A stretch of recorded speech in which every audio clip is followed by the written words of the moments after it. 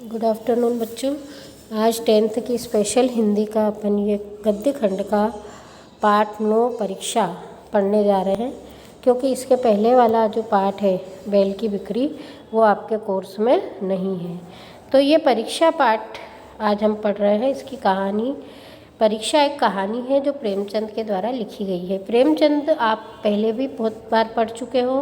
प्रेमचंद हिंदी साहित्य के अप्रतिम कथाकार हैं, उपन्यास सम्राट जिनको कहा जाता है। यह ऑब्जेक्टिव में कई बार आता है कि उपन्यास सम्राट किसे कहा जाता है। इनका जो वास्तविक नाम था धनपत राय था, है ना। स्कूल में अध्यापक ये रहे। ये इनकी मुख्य जीवन की बातें हैं। बाकी आपको इनकी रचनाओं के नाम याद करने हैं, जैसे मानसरोवर, गुप्तधन, 300 से अधिक कहानियों का संग्रह है, पूस की रात, कफन, पंच परमेश्वर, बूढ़ी काकी। ये सब कहानियाँ इनकी बहुत प्रसिद्ध हुई है। इनके उपन्यास भी बहुत प्रसिद्ध हुए हैं। इसमें नाम दिए हैं प्रेमाश्रम, रंगभूमि, कर्मभूमि, गबन, गोदान, है ना। तो ये जो है गरीबों के मसीहा थे। मतलब इन्होंने अधिकतर कहानियाँ और अपनी जो रचनाएं हैं वो उपेक्षित लोगों के प्रति चेतना जागृत करने के लिए लिखी है। ये उर्दू शब्दों का भी प्रयोग करते हैं। उपन्यास सम्राट तो मैंने आपको बताया ही है। इनकी भाषा जो है बहुत अधिक मर्म स्पर्शी होती है, हमारे हृदय को छूने वाली होती है। ये कवि परिचय हो गया।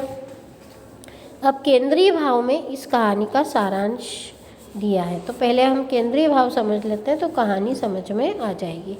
प्रस्तुत कहानी किसकी है? देवगढ़ रियासत के दीवान पद के उम्मीदवार के चयन की प्रक्रिया से संबंधित है। मतलब देवगढ़ एक रियासत मतलब जहाँ पर कि शासन चलता है किसी का, वहाँ के दीवान एक पद का नाम है। उसका उम्मीदवार मतलब उसके लिए चयन करना है, तो उसमें जो उम्मीदवार आते हैं, है ना, जो उसके वो आते हैं कैंडिडेट्स, उसमें उनका सिलेक्शन होना होता है। तो वो किस तरह से होता है वो इस कहानी में बताया है। देवगढ़ के महाराज जो हैं सुजान सिंह, वो पद से मुक्त होना चाहते हैं, इसलिए वे नए दीवान की नियुक्ति के लिए विज्ञापन निकालते हैं। इस विज्ञापन में वो योग्यता की शर्तें रखते हैं कि इसमें जो है आपका कर्तव्य बोध, मतलब आपकी कर्तव्य परायण की परीक्षा होगी कि आप कितने कर्तव्य परायण हैं, और 1 महीने तक आपकी परीक्षा चलेगी। आप किस तरह का जीवन जीते हैं, 1 महीने तक आपका कौशल, आपका व्यवहार, ये सब आपका देखा जाएगा। तो एक दिन वो सब आते हैं वहाँ पे 1 महीने के लिए। एक दिन क्या होता है, सब खेलते हैं और थक जाते हैं, है ना। हॉकी मैच खेलते हैं सब मिलके, और एक अंधेरे में बैलगाड़ी कीचड़ में फंस जाती है। ठीक है, शाम के समय सभी जो खिलाड़ी हैं उस दृश्य को नज़रअंदाज करके चले जाते हैं, लेकिन एक खिलाड़ी जो गाड़ीवान की सहायता के लिए तैयार हो जाता है। मतलब एक गाड़ी वाला है, उसकी गाड़ी कीचड़ में फंस जाती है। वो लोग जो कैंडिडेट्स हैं वो सब खेल के चले जाते हैं, उस गाड़ी पर किसी का ध्यान नहीं जाता और उस गाड़ी वाले को कोई नहीं देखता। लेकिन गाड़ी वाले के कहने पर एक व्यक्ति जो है तैयार हो जाता है उसकी सहायता के लिए, तो उसी व्यक्ति का दीवान पद पर चयन होता है। गाड़ीवान के रूप में स्वयं महाराज सुजान सिंह होते हैं, जो कि छुपकर परीक्षा लेना चाहते हैं। और सुजान सिंह और पंडित जानकीनाथ का ही चरित्र यहाँ पर उभर कर आता है। मतलब महाराज की पारखी दृष्टि और पंडित जानकीनाथ का आचरण, दोनों चरित्र जो है महत्वपूर्ण है इस पाठ के। उन्होंने उसके चयन के लिए उसका साहस देखा, उसका आत्मबल, उसकी उदारता, कि वो थका हुआ था फिर भी सहायता के लिए तैयार होता है। राज्य व्यवस्था के संचालन करता इन गुणों से परिपूर्ण होकर ही राज्य के गरीबों के दुख के प्रति दयावान हो सकते हैं। उसी के आधार पे मतलब उसका चयन किया। तो ये एक आदर्शवादी कविता है ना। व्यक्ति के आचरण में ये सब निहित होना चाहिए कि सहयोग की भावना, सेवा की भावना, ये इस कहानी में ऐसे गुणों को उभारा है। तो समझ में आ गई आपको कहानी। जब रियासत देवगढ़, अब आप ये कहानी पढ़ोगे पूरी कहानी आपको समझ में आ जाएगी, है ना, क्योंकि आपका ये सारांश समझा हुआ है। रियासत देवगढ़ के दीवान सरदार सुजान सिंह बूढ़े हुए तो परमात्मा की याद आई। जाकर महाराज से विनय की कि दीनबंधु श्रीमान की सेवा को 40 वर्ष हो गए। मतलब वहाँ के जो दीवान है देवगढ़ के, उसका नाम क्या है? सुजान सिंह है। सुजान सिंह रिटायर होना चाहते हैं, इसलिए वो परीक्षा लेते हैं, है ना, और उसके लिए दूसरे पद का उसके लिए दूसरे व्यक्ति को चुनते हैं, है ना। ये कहानी इसमें है। तो वहाँ के राजा जो हैं उस दीवान का बड़ा आदर करते हैं, जिसकी उम्र हो गई है ना। वो राजकाज संभालने लायक अब नहीं रहे, लेकिन उनको बहुत अच्छी ईमानदारी से उन्होंने काम किया, तो उनको बहुत समझाया, है ना। लेकिन जब दीवान साहब नहीं माने तो उन्होंने स्वीकार कर ली कि ठीक है, आप रियासत के लिए नया दीवान चुन सकते हो। तो दूसरे दिन देश के प्रसिद्ध अखबारों में विज्ञापन निकाला कि देवगढ़ के लिए क्या चाहिए? एक सुयोग्य दीवान पद के उम्मीदवार के लिए चाहिए, वो सरदार सुजान सिंह की सेवा में उपस्थित हो, है ना। ज़रूरी नहीं हो कि ग्रेजुएट हो, मगर वो स्वस्थ होना चाहिए, है ना। और इसमें जो ज़रूरतें लिखी है कि ये सब चीज़ें ज़रूरी है उसके लिए।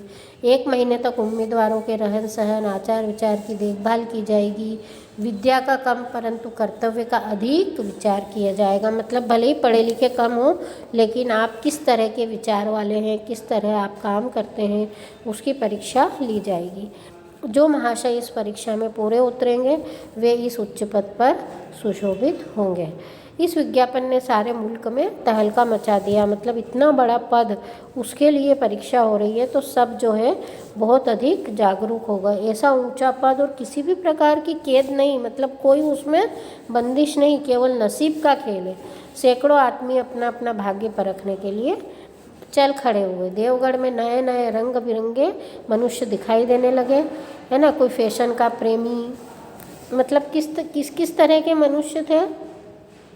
कोई फैशन का प्रेमी, कोई सादगी पे मिटा हुआ, कोई पंजाब से, कोई पंडित मौलवी अपने आप को बता रहा है। सब अपने भाग्य को आजमाने के लिए चले आए। यहाँ उनकी कोई ज़रूरत नहीं थी। रंग बिरंगे चोगे, अंगरखे, है ना, कंटोप देवगढ़ में अपनी सज-धज दिखाने लगे। मतलब सब अनोखी अनोखी वेशभूषा पहने हुए थे, है ना। सब विशेष संख्या अधिकतर ग्रेजुएटों की थी। अब सरदार सुजान सिंह ने इनको आदर सत्कार कर इनके रहने का प्रबंध किया, और लोग अपने अपने कमरों में बैठे हुए दिन गिना करते थे। हर एक मनुष्य अपने जीवन को अपनी बुद्धि के अनुसार अच्छे रूप में दिखाने की कोशिश करता था। कोई मिस्टर मतलब कोई व्यक्ति 9 बजे दिन तक सोया, 9 बजे दिन तक सोया करते थे। आजकल वे बगीचे में टहलते हुए उषा का दर्शन करते हैं। मतलब जो व्यक्ति पहले 9 बजे सो के उठते थे, वो यहाँ पर परीक्षा देने आया है, तो अपना को अच्छा दिखाने की कोशिश कर रहा है, तो वो क्या करता है? जल्दी उठ के बगीचे की सैर करता है। जिसको हुक्के की लत थी, वो भी अंधेरे में सिगार नहीं पी रहा है ना। नौकरी के उनके और जैसे उनके घरों पर नौकरों के नाक में दम था, लेकिन ये सज्जन आजकल आप और जनाब के बगैर नौकरों को नहीं बुलाते। मतलब जो अपने नौकरों से बुरा व्यवहार करते थे, वे भी बहुत अच्छा व्यवहार करने लग गए हैं। अब जैसे महाशय क, मतलब कोई एक व्यक्ति है जो नास्तिक था, मगर आज उनकी वो इस तरह की अपनी धर्म निष्ठा दिखा रहा है कि पंडितों को अपने पुजारीपन पे भी शंका होने लगी। इस तरह सब अपने आप को बहुत अच्छा सिद्ध करने की कोशिश में लगे हैं। अब इस पैराग्राफ में देखिए, लेकिन मनुष्यों का वह बूढ़ा जोहरी आड़ में बैठा हुआ देख रहा था कि इन बगुलों में हंस कहाँ छुपा हुआ है। अब देखो ये वाक्य समझने लायक है।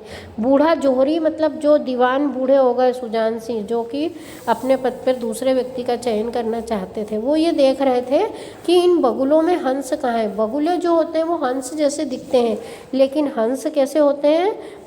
निर्क्षीर विवेकी होते हैं। मतलब उनमें दूध और पानी को अलग करने की क्षमता होती है, बड़े कर्तव्य परायण होते हैं। तो वो ये इनके बीच में से, इन सब उम्मीदवारों के बीच में से वो अच्छे व्यक्ति को चुनने के लिए ताक में बैठे थे। एक दिन नए फैशन वालों को सूझी कि हम हॉकी का खेल खेलें, है ना। तो उन्होंने क्या करा? हॉकी का खेल शुरू किया, है ना, कुछ हॉकी में मंझे हुए खिलाड़ी थे, उसमें आ गए, है ना। फील्ड बन गई, खेल शुरू हो गया। गेंद किसी दफ्तर के अप्रेंटिस की तरह ठोकरें खाने लगी। अब देवगढ़ में यह खेल बिल्कुल निराली बात थी। पढ़े लिखे भले मानुस लोग शतरंज जैसे गंभीर खेल खेलते थे, दौड़ कूद के खेल बच्चों के खेल समझे जाते थे, लेकिन खेल बड़े उत्साह से चल रहा था। दूसरी ओर से खिलाड़ी इस बढ़ती हुई लहर को इस तरह रोक लेते थे मानो लोहे की दीवार हो। अब संध्या तक चलती रही, सब हाँफते हाँफते बेदम हो गए।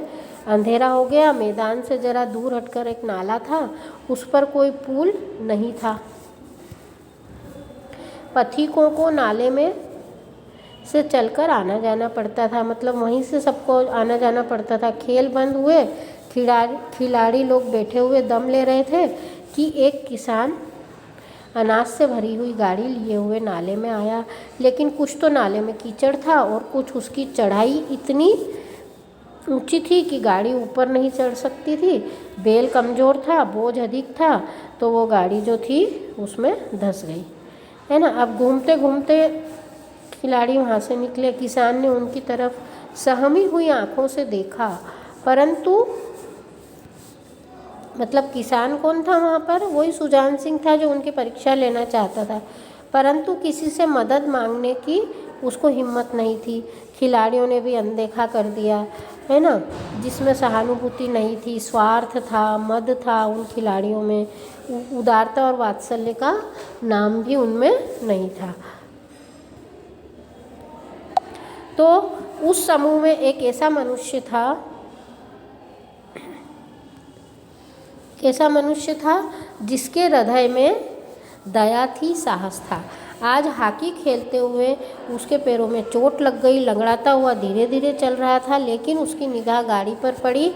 वो ठिठक गया, वो समझ गया और उसने गाड़ी वाले को बोला कि मैं तुम्हारी गाड़ी निकाल दूं। किसान ने देखा कि एक गठे हुए बदन का लंबा आदमी सामने खड़ा है। झुककर बोला, हुजूर मैं आपसे कैसे कहूँ? युवक ने कहा, मालूम होता है तुम यहाँ बड़ी देर से फंसे हो। अच्छा, तुम गाड़ी पर जाकर बैलों को साधो, मैं पहियों को ढकेलता हूँ, अभी गाड़ी ऊपर चढ़ जाती है ना। उस युवक ने कहा। किसान गाड़ी पर जा बैठा। युवक ने पहिए को जोर लगाकर उकसाया। कीचड़ बहुत ज़्यादा था, घुटने तक ज़मीन में गड़ गया, लेकिन फिर भी उसने हिम्मत नहीं हारी, है ना, उसकी हिम्मत बन गई। उन्होंने कंधे झुकाकर एक बार जोर किया तो गाड़ी नाले के ऊपर आ गई। किसान युवक के सामने हाथ जोड़कर खड़ा हो गया, बोला, महाराज आपने आज मुझे उबार लिया, नहीं तो सारी रात मुझे यहाँ बैठना पड़ता। युवक ने हंसकर कहा, अब मुझे कुछ इनाम देते हो? किसान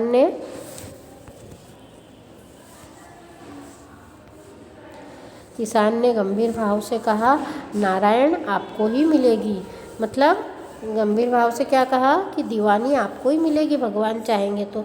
युवक ने किसान की तरफ गौर से देखा। उसके मन में एक संदेह हुआ, क्या यह सुजान सिंह तो नहीं? आवाज़ तो मिलती है, चेहरा भी वही है। मुस्कुराकर बोला, गहरे पानी में बैठने से ही मोती मिलता है, मतलब तुम उसमें उतरोगे पानी में तो ही मोती मिलेगा। शायद उसके दिल के संदेह को वो भांप गया, मुस्कुराकर बोला, मतलब वो किसान था, वो मुस्कुराकर बोला, क्योंकि युवक उसको संदेह की दृष्टि से देख रहा था। किसान समझ गया कि शायद इसको संदेह हो गया है। ठीक है, महीना पूरा हो गया, चुनाव का दिन आ गया, है ना, सब दरबार सज गया, सब लोग सज संवर कर आ गए, सबके कलेजे धड़क रहे थे। सरदार सुजान सिंह ने खड़े होकर कहा, मेरे दीवानी के उम्मीदवार महाशयों, मैंने आप लोगों को जो कष्ट दिया उसके लिए मैं क्षमा चाहता हूँ। इस पद के लिए ऐसे पुरुष की आवश्यकता थी जिसके हृदय में दया हो और साथ ही आत्मबल भी हो। मतलब उसने किस तरह से किसान की सहायता की, बल लगाकर, जोर लगाकर, उदारता से, क्योंकि उसको लगी हुई थी, लेकिन फिर भी उसने सहायता की। तो आत्मबल वह जो आपत्ति का वीरता के साथ सामना करे, कोई संकट आ जाए तो वीरता के साथ सामना करे, ऐसे पुरुष की ज़रूरत थी, वो हमको मिल गया है। रियासत के कर्मचारी और रईसों ने जानकीनाथ की तरफ देखा, मतलब वो जो रियासत के लिए मिल गया है, मैं रियासत के पंडित जानकीनाथ सा दीवान पाने पर बधाई देता हूँ। मतलब उस युवक का नाम क्या था? जानकीनाथ।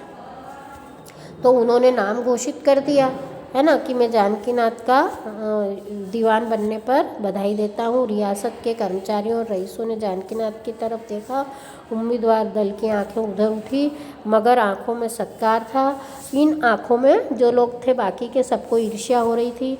सरदार साहब ने फिर फरमाया, आप लोगों को यह स्वीकार करने में कोई आपत्ति नहीं होगी कि जो पुरुष जख्मी होकर एक गरीब किसान की भरी हुई गाड़ी को दलदल से निकालकर नाले के ऊपर चढ़ा दे, उसके हृदय में कितनी दया होगी, कितना साहस होगा, आत्मबल और उदारता होगी।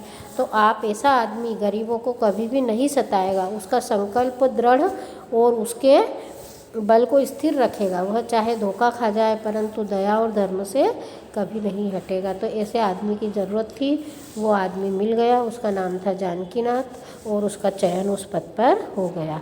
तो ये कहानी आप पढ़ना और इसके प्रश्नोत्तर के लिंक मैं भेजूंगी, लेकिन आप लोग भी प्रश्नोत्तर इस कहानी में से मन से कर सकते हो। और अब आप लोगों का समय आ गया है, क्योंकि अब 2-3 पाठ ही बचे हैं, तो अब आप लोग याद कर करके वीडियो भेजो ताकि हमको समझ में आए कि आप लोग पढ़ रहे हो। और कॉपी में लिख कर प्रश्नोत्तर कॉपी भी भेजो, ठीक है, ग्रुप में।